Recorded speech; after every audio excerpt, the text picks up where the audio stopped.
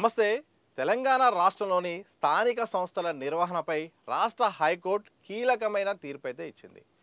September 30 లోపు స్థానిక సంస్థల ఎన్నికల్ని పూర్తి చేయాలని ఇటు రాష్ట్ర ప్రభుత్వాన్ని ఎన్నికల సంఘాన్ని కూడా హైకోర్టు అయితే ఆదేశాలు జారీ చేసింది.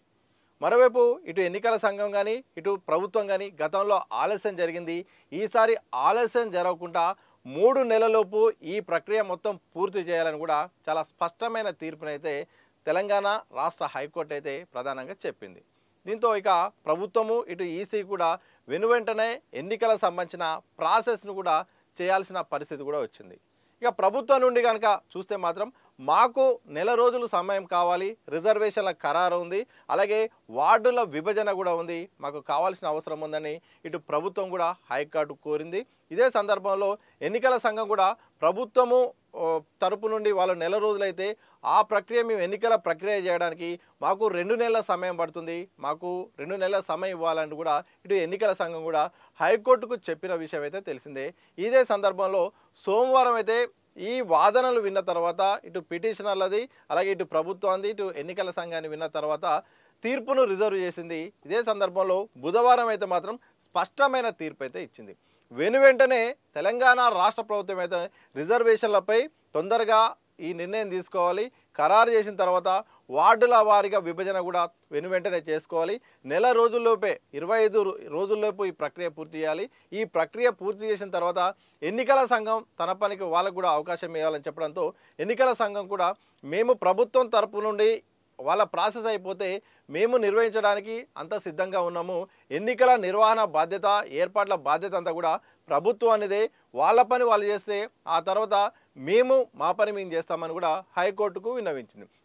మరోవైపు పిటిషన్లు కూడా నల్గొండకు సంబంధించిన చాలామంది కూడా పిటిషన్లు కూడా జారీ చేశారు. చాలా వివిధ రకాల వర్గాల నుండి కూడా పిటిషన్లు కూడా జారీ చేశారు.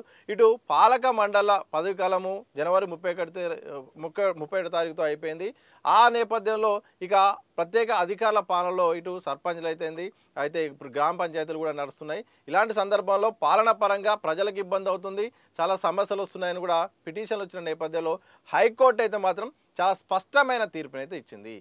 గతంలో మీరు 6 నెలలు నిర్వహిస్తామని చెప్పారు, మాట ఇచ్చారు, హామీ తప్పారు. ఈసారి మాత్రం ఇక ఎలాంటి లేటు చేయకుండా మాత్రం ఖచ్చితంగా 3 నెలల్లోపే సెప్టెంబర్ 30 లోపే మొత్తం ఈ యొక్క ప్రక్రియ అంతా పూర్తి చేయాలి. అంటే సర్పంచ్ ఎన్నికలు, ఎంపీటీసీ ఎన్నికలు అలాగే జెడ్పీటీసీ ఎన్నికలు ఈ ప్రాసెస్ అంతా కూడా సెప్టెంబర్ 30 లోపు మొత్తం అయిపోవాలని కూడా ఆదేశాలు జారీ చేయడంతో ఇక ప్రభుత్వానికి ఎన్నికల సంఘానికి కూడా ఎన్నికల నిర్వహణపై కూడా పూర్తి స్థాయిలో లక్ష్యంగా కసరత్తు ప్రారంభించాల్సిన పరిస్థితులు కూడా ఏర్పడ్డాయి.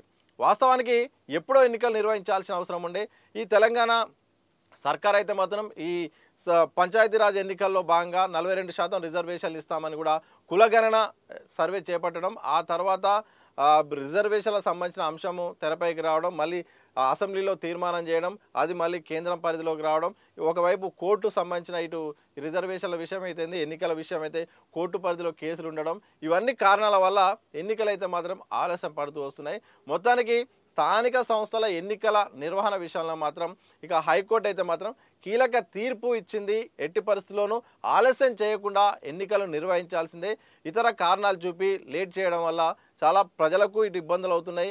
ఎన్నికలు కూడా రాజ్యాంగం ప్రకారం కానీ పంచాయతీరాజ్ చట్టం ప్రకారం కూడా ఇలా ప్రత్యేక అధికార పాలన నడిపించడం కూడా ఇది విరుద్ధం అంటూ కూడా ఇటు పిటిషన్లు కూడా వాదించడంతో దాన్ని ఏకీభవించిన హైకోర్టు అయితే మాత్రం ఇక ఎన్నికల నిర్వహణకు సాధ్యాలు కసరత్తులు మొదలు పెట్టాలని కూడా చెప్పింది.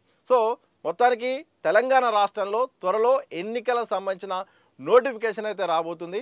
ఒకవైపు ఎన్నికల సంఘం అడిగిన 2 నెలలు, ప్రభుత్వం అడిగిన 3 నెలలను పరిగణనలో తీసుకొని ఓవరాల్గా సెప్టెంబర్ 30 లోపు అయితే మాత్రం ప్రక్రియ పూర్తి కావాలని చెప్పడంతో ఇప్పుడున్న సమాచారం ప్రకారం అయితే మాత్రం సెప్టెంబర్లో ఇక ఎన్నికలు నిర్వహించబోతుంది. ఒక 10 నుండి 15 రోజుల గ్యాప్లో ఇటు సర్పంచ్ ఎన్నికలు అలాగే ఎంపీటీసీ జెడ్పీటీసీ ఎన్నికలు అయితే ఉండబోతున్నట్టయితే తెలుస్తోంది.